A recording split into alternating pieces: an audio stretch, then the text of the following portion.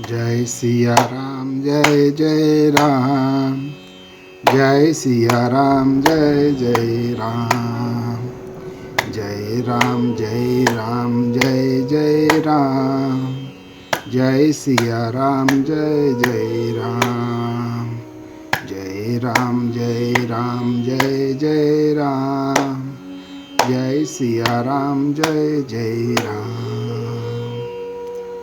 श्री रामचरितमानस बालकांड आज 5वां दिन है। आप सभी सनातन भाई बंधु माता बहनों का हमारे स्पिरिचुअल सर्वर परिवार में हार्दिक स्वागत है। पिछले कथा के आगे कंटिन्यू करते हैं। श्री जानकी वल्लभो विजेते। उमा महेश विवाह बराती, उमा महेश विवाह बराती, ते जल चर अगणित बहुबाती, ते जल चर अगणित बहुभाती, रघुबर जन्म आनंद बधाई, रघुबर जन्म आनंद बधाई, भंवर तरंग मनोहर ताई, भंवर तरंग मनोहर ताई। श्री पार्वती और शिव जी के विवाह के बराती इस नदी में बहुत प्रकार के असंख्य जलचर जीव हैं। श्री रघुनाथ जी की जन्म की आनंद बधाइयाँ हैं। इस नदी के भंवर और तरंगों की मनोहरता है। चारों भाइयों जो बालचरित्र हैं वही इसमें खिले हुए रंग बिरंगे बहुत से कमल हैं। महाराज श्री दशरथ जी तथा उनकी रानियां और कुटुंबियों के सत्कर्म पुण्य ही भरमर और जल पक्षी हैं। श्री सीता जी के स्वयंवर की जो सुंदर कथा है वही इस नदी में सुहावनी छवि छा रही है। अनेकों सुंदर विचारपूर्ण प्रश्न ही इस नदी की नावें हैं और अनेक विवेक युक्त उत्तर ही चतुर केवट हैं। इस कथा को सुनकर पीछे जो आपस में चर्चा होती है वही इस नदी के सहारे सहारे चलने वाले यात्रियों का समाज शोभा पा रहा है। परशुराम जी का क्रोध इस नदी की भयानक धारा है और श्री रामचंद्र जी के श्रेष्ठ वचन ही सुंदर बंधे हुए खाट हैं। भाइयों सहित श्री रामचंद्र जी के विवाह का उत्साह ही इस कथा नदी की कल्याणकारिणी बार है जो सभी को सुख देने वाली है। इसके कहने सुनने में जो हर्षित और पुलकित होते हैं वे ही पुण्यात्मा पुरुष हैं जो प्रसन्न मन से इस नदी में नहाते हैं। श्री रामचंद्र जी के राज तिलक किए जो मंगल साज सजाया गया वही मानव पर्व के समय इस नदी पर यात्रियों के समूह इकट्ठे हुए हैं। कैकेयी की कुबुद्धि ही इस नदी में काई है जिसके फलस्वरूप बड़ी भारी विपत्ति आ पड़ी। संपूर्ण अगणित उत्पातों को शांत करने वाला भरत जी का चरित्र नदी तट पर किया जाने वाला जप यज्ञ है। कलयुग के पापों और दुष्टों के अवगुणों के जो वर्णन हैं वे ही इस नदी के जल का कीचड़ और बगुले कौवे हैं।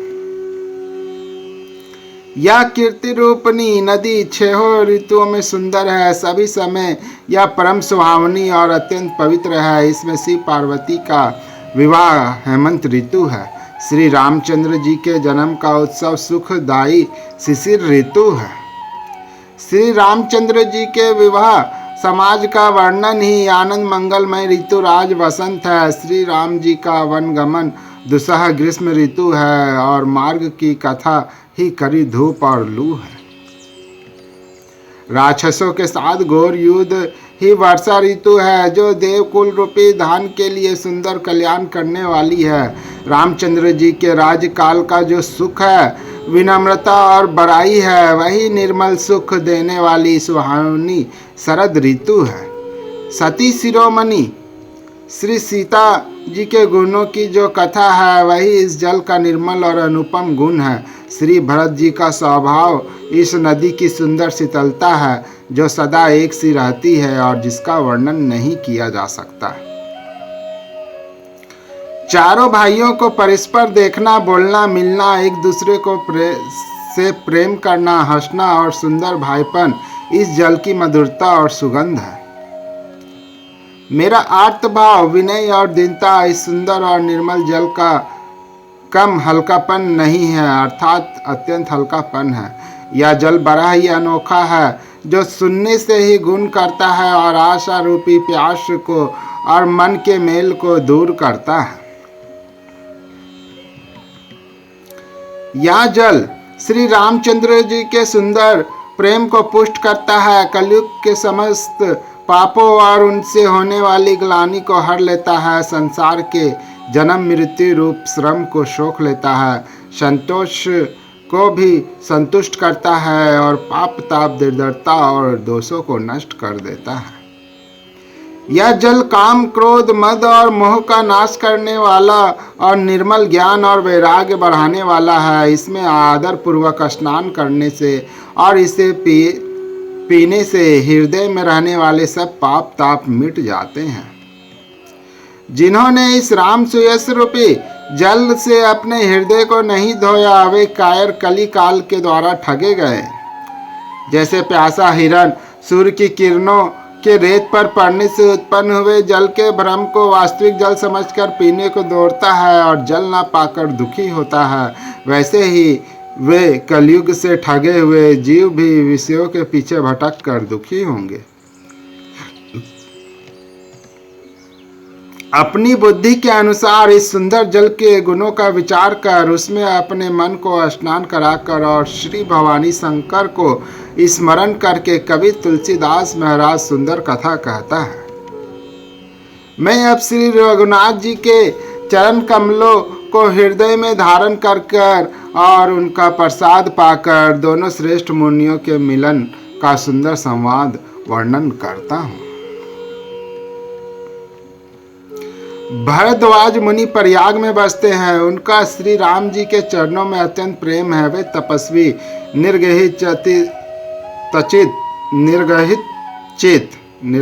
चित, जितेंद्रिय, दया के निधान और परमार्थ के मार्ग में बड़े ही चतुर हैं। माघ में जब सूर्य मकर राशि पर जाते हैं तब सब लोग तीर्थराज प्रयाग को आते हैं। देवता, दैत्य, किन्नर और मनुष्यों के समूह सब आदर पूर्वक त्रिवेणी में स्नान करते हैं। श्री त्रिवेणी माधव जी के चरण कमलों को पूजते हैं और अक्षय वट का स्पर्श करके उनके शरीर पुलकित होते हैं। भारद्वाज जी का आश्रम बहुत ही पवित्र, परम रमणीय और श्रेष्ठ मुनियों के मन को भाने वाला है। तीर्थराज प्रयाग में जो स्नान करने जाते हैं उन ऋषि मुनियों का समाज वहां भरद्वाज के आश्रम में जुटता है। प्रातः काल सब उत्साह पूर्वक स्नान करते हैं और फिर परस्पर भगवान के गुणों की कथाएं कहते हैं। ब्रह्मा का निरूपण, धर्म का विधान और तत्वों का विभाग वर्णन करते हैं तथा ज्ञान वैराग से युक्त भगवान की भक्ति का कथन कहते हैं। इसी प्रकार माघ के महीने भर स्नान करते हैं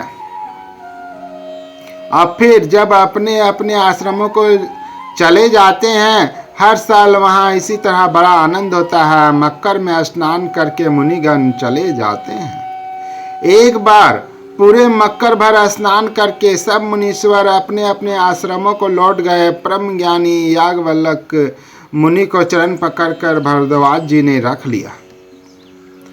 आदर पूर्वक उनके चरण कमल धोए और बड़े ही पवित्र आसन पर उन्हें बैठाया। पूजा करके मुनि याज्ञवल्क्य जी के सुयश का वर्णन किया और फिर अत्यंत पवित्र और कोमल वाणी से बोले,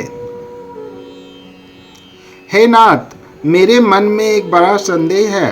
वेदों का तत्व सब आपकी मुट्ठी में है, अर्थात आप ही वेद का तत्व जानने वाले होने के कारण मेरा संदेह निवारण कर सकते हैं। पर उस संदेह को कहते हुए भय और लाज आती है। भय इसलिए कि कहीं आप यह न समझे कि मेरी परीक्षा ले रहा है? लाज इसलिए कि इतनी आयु बीत गई, अब तक ज्ञान ना हुआ, और यदि नहीं कहता तो बड़ा हानि होती है, क्योंकि अज्ञानी बना रहता हूँ। हे प्रभु, संत लोग ऐसी नीति कहते हैं और वेद पुराण तथा मुनिजन भी यही बतलाते हैं कि गुरु के साथ छिपाव करने से हृदय में निर्मल ज्ञान नहीं होता है। यही सोचकर मैं अपना ज्ञान प्रकट करता हूँ। हे नाथ, सेवक पर कृपा करके इस अज्ञान का नाश कीजिए। संतों, पुराणों और उपनिषदों ने राम नाम के असीम प्रभाव का गान किया है। कल्याण स्वरूप ज्ञान और गुणों की राशि अविनाशी भगवान शंभु निरंतर राम नाम का जप करते रहते हैं। संसार में 4 जाति के जीव हैं। काशी में मरने से सभी परम पद को प्राप्त करते हैं। है मुनिराज, वह भी राम नाम की ही महिमा है, क्योंकि शिवजी महाराज दया करके काशी में मरने वाले जीव को राम नाम का ही उपदेश करते हैं। इसी से उनको परम पद मिलता है। हे प्रभु, मैं आपसे पूछता हूँ कि वे राम कौन हैं? हे कृपा निधान, मुझे समझा कर कहिए। एक राम तो अवध नरेश दशरथ जी के कुमार हैं। उनका चरित्र सारा संसार जानता है। उन्होंने स्त्री के विरह में अपार दुख उठाया और क्रोध आने पर युद्ध में रावण को मार डाला।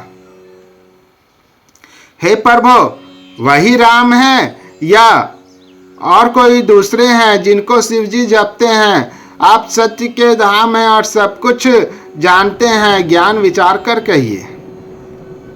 हे नाथ, जिस प्रकार से मेरा यह भारी भ्रम मिट जाए, आप वही कथा विस्तार पूर्वक कहिए। इस पर याज्ञवल्क्य जी मुस्कुरा कर बोले, श्री रघुनाथ जी की प्रभुता को तुम जानते हो? तुम मन वचन और क्रम से श्री राम जी के भक्त हो। तुम्हारी चतुराई को मैं जान गया। तुम श्री राम जी के रहस्य गुणों को सुनना चाहते हो, इसी से तुमने ऐसा प्रश्न किया है, मानो बड़े ही मूढ़ हो। हे तात, तुम आदर पूर्वक मन लगाकर सुनो। मैं श्री राम जी की सुंदर कथा कहता हूँ। बड़ा भारी अज्ञान विशाल महिषासुर है, और श्री राम जी की कथा उसे नष्ट कर देने वाली भयंकर काली जी है। श्री राम जी की कथा चंद्रमा की किरणों के समान है, जिसे संत रूपी चकोर सदा पान करते हैं। ऐसा ही संदेह पार्वती जी ने किया था। तब महादेव जी ने विस्तार से उसका उत्तर दिया था।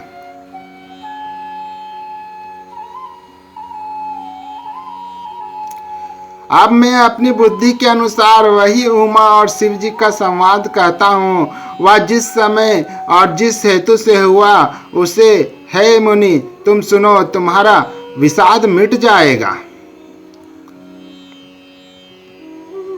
एक बार त्रेता युग में शिव जी अगस्त ऋषि के पास गए। उनके साथ जगत जननी भवानी सती जी भी थी।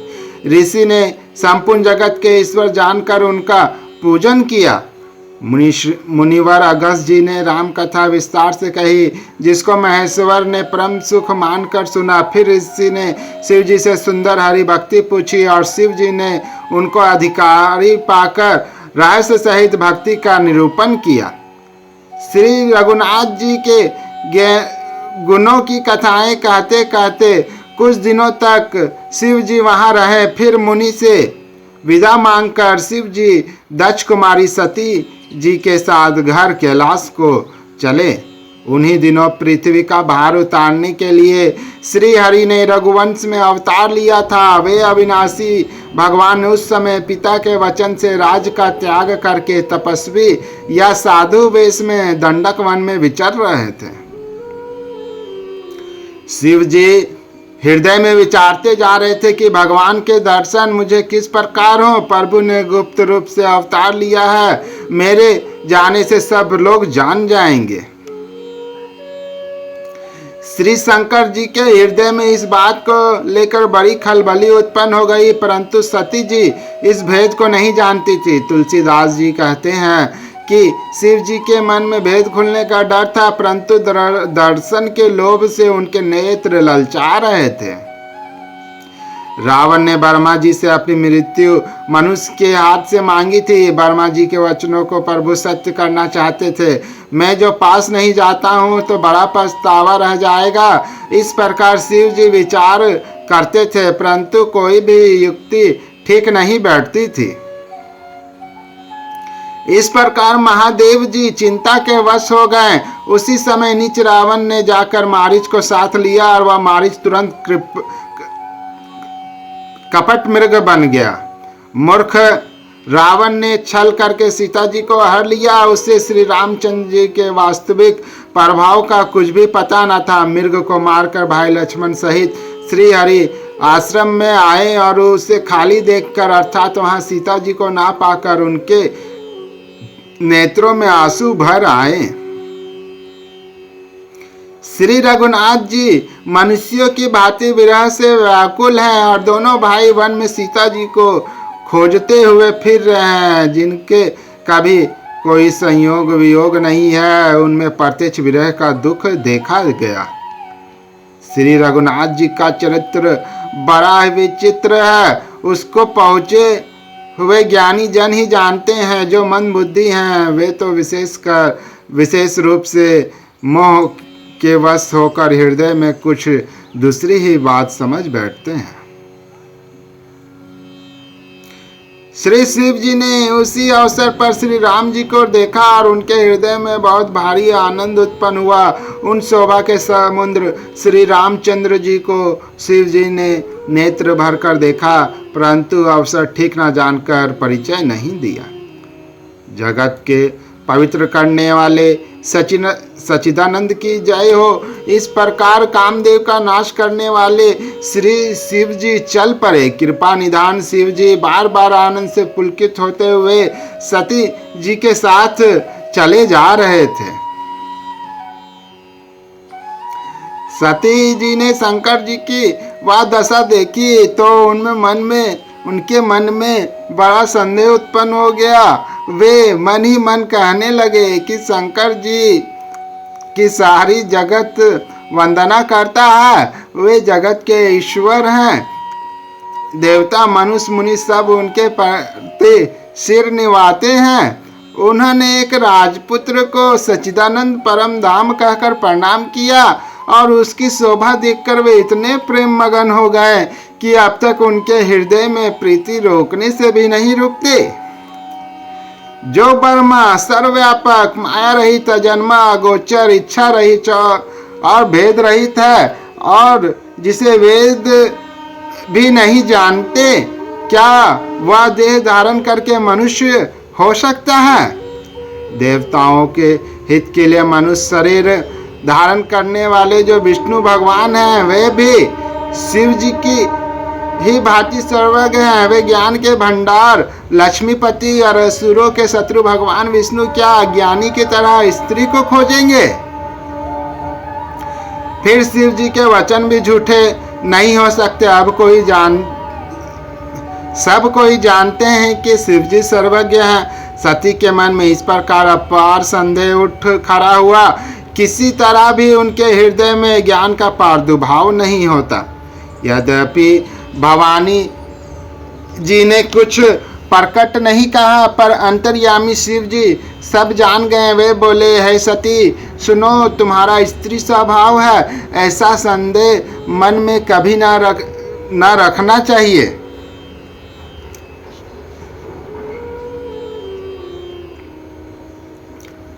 जिनकी कथा का अगस्त्य ऋषि ने गान किया और जिनकी भक्ति मैंने मुनि को सुनाई, ये वही मेरे इष्ट देव श्री रघुवीर जी हैं, जिनकी सेवा ज्ञानी मुनि सदा किया करते हैं। ज्ञानी मुनि योगी और सिद्ध निरंतर निर्मल चित्त से जिनका ध्यान करते हैं तथा वेद पुराण और शास्त्र नेति नेति कहकर जिनकी कृति गाते हैं, उन्हीं सर्वव्यापक समस्त ब्रह्मांडों के स्वामी मायापति नित्य परम स्वतंत्र ब्रह्म रूप भगवान श्री राम जी ने अपने भक्तों के हित के लिए अपनी इच्छा से रघुकुल के मणि रूप में अवतार लिया है।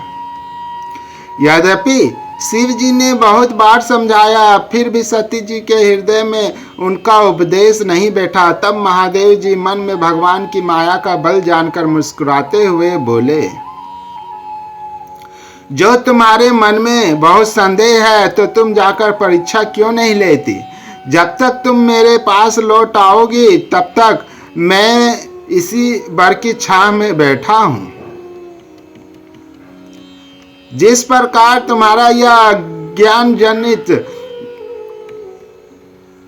भ्रम दूर हो, भली भांति विवेक द्वारा सोच समझ कर तुम वही करना। शिव जी की आज्ञा पाकर सती चली और मन में सोचने लगी, भाई क्या करूं, कैसे परीक्षा लूं।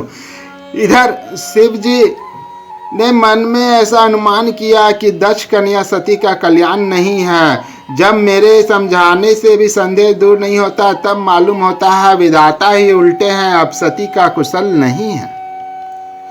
जो कुछ राम ने रच रखा है वही होगा, तर्क करके कौन शाखा विस्तार बढ़ावे। मन में ऐसा कहकर शिव जी भगवान श्री हरि का नाम जपने लगे और सती जी वहां गई जहां सुख के धाम प्रभु श्री रामचंद्र जी थे।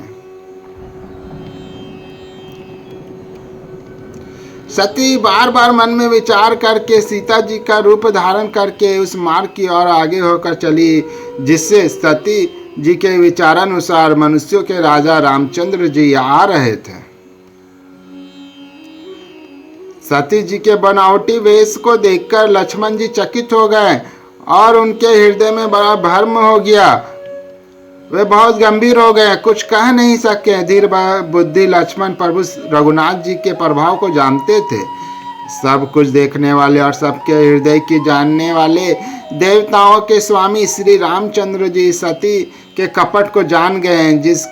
जिनके स्मरण मात्र से अज्ञान का नाश हो जाता है वही सर्वज्ञ भगवान श्री रामचंद्र जी हैं। स्त्री स्वभाव का असर तो देखो कि वहाँ उन सर्वज्ञ भगवान के सामने भी सती जी छिपाव करना चाहती है। अपनी माया के बल को हृदय में बखान कर श्री रामचंद्र जी ने हंसकर कोमल वाणी से बोले, पहले प्रभु ने हाथ जोड़कर सती को प्रणाम किया और पिता सहित अपना नाम बताया। फिर कहा कि वृषकेतु शिव जी कहाँ हैं? आप यहाँ वन में अकेली किस लिए फिर रही हैं? श्री रामचंद्र जी के कोमल और रहस्य भरे वचन सुनकर सती जी को बड़ा संकोच हुआ। वे डरती हुई चुपचाप शिव जी के पास चली। उनके हृदय में बड़ी चिंता हो गई कि मैंने शंकर जी का कहना ना माना और अपने अज्ञान का श्री रामचंद्र जी पर आरोप किया। अब जाकर मैं शिव जी को क्या उत्तर दूंगी? यो सोचते सोचते सती के हृदय में अत्यंत भयानक जलन पैदा हो गई।